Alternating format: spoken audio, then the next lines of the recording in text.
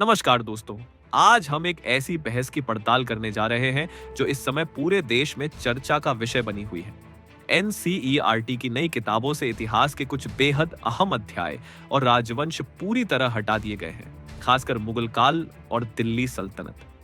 सवाल यह है कि ये बदलाव क्यों किए गए, इस पर आलोचना क्या हो रही है और इसका असर हमारी आने वाली पीढ़ियों पर कितना गहरा पड़ सकता है।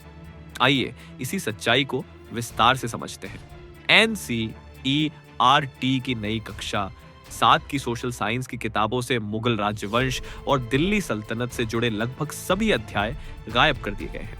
यानी अब आपको खिलजी, तुगलक, मामलुक और लोदी वंश जैसे शासकों की चर्चा इन किताबों में नहीं मिलेगी। इसके बदले नए अध्याय जोड़े गए हैं, जैसे प्राचीन भारतीय राज्यों की कहानियां, मगध, मौर्य, शुंग और सातवाहन। साथ ही पवित्र भूगोल यानी सेक्रेड ज्योग्राफी, महाकुंभ का महत्व और कुछ सरकारी योजनाएं जैसे बेटी बचाओ बेटी पढ़ाओ और मेक इन इंडिया।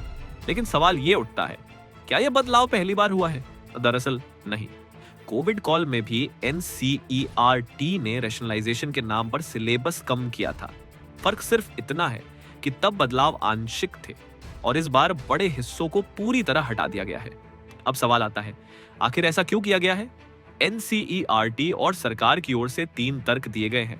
पहला, राष्ट्रीय शिक्षा नीति यानी एनईपी और नया पाठ्यचर्या ढांचा एनसीएफएसई 2023। इनका कहना है कि भारतीय परंपराओं, प्राचीन ज्ञान प्रणालियों और स्थानीय संदर्भों को ज्यादा महत्व मिलना चाहिए। दूसरा, छात्रों पर सिलेबस का बोझ बहुत ज्यादा था, इसीलिए ओवरलैपिंग कंटेंट यानी दोहराव को हटा दिया गया।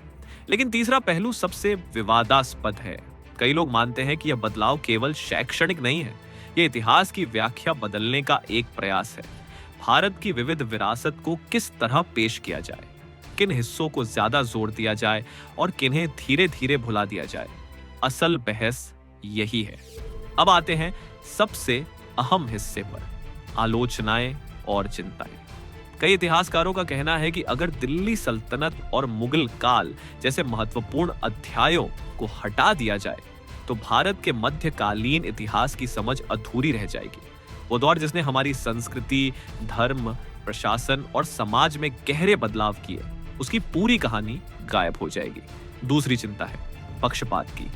आलोचकों का मानना है कि ये बदलाव एक खास पहचान बनाने की कोशिश हो सकते हैं, यानी जिन हिस्सों को ज्यादा महत्व देना है उन्हें सामने लाया जाएगा और बाकी हिस्सों को धीरे धीरे हाशिए पर डाल दिया जाएगा। छात्रों पर इसका असर और भी गंभीर हो सकता है। अगर बच्चों को यह नहीं सिखाया जाएगा कि मुगल और सल्तनतों का कला, स्थापत्य, सिक्कों और प्रशासन में क्या योगदान रहा, तो उनकी ऐतिहासिक सोच कमजोर पड़ जाएगी। क्या पढ़ाया जाए और क्या छुपाया जाए, जब ये संस्थाएं तय करेंगी तो बच्चों की आलोचनात्मक सोच भी सीमित हो जाएगी।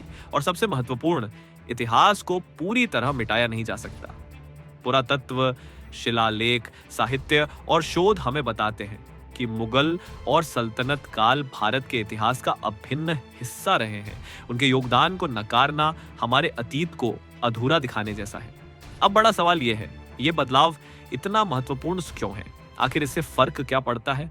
देखिए दोस्तों, यथार्थी है, इतिहास सिर्फ तारीखों और घटनाओं की सूची नहीं है। यह हमारी पहचान और राष्ट्रीय चेतना गढ़ता है। हम किस हिस्से को ज्यादा जोर देकर पढ़ते हैं, वही तय करता है कि हमारी राष्ट्रीय पहचान कैसी बनेगी। भारत की सबसे बड़ी ताकत रही है एकता में विविधता। अलग अलग धर्म, संस्कृतियां और राजवंशों का योगदान मिलकर ही भारत की तस्वीर बनाते हैं। दूसरा पहलू है राजनीति। किताबों में क्या पढ़ाया जा रहा है, इसे साफ झलकता है कि सरकारें और सामाजिक शक्तियां अपनी प्राथमिकताएं कहां तय कर रही हैं। शिक्षा सिर्फ रोजमर्रा का व्यवहार नहीं है, ये विचारों की नींव होती है। और तीसरा पहलू है भविष्य। अगर इतिहास के कुछ हिस्से हटा दिए जाए तो आने वाली पीढ़ियां उस दौर की पूरी जानकारी कभी नहीं पा सकेंगी। हो सकता है कि वे यह मान लें कि इतिहास उतना ही था जितना किताबों में लिखा है, जबकि असली इतिहास कहीं ज्यादा गहरा और जटिल था।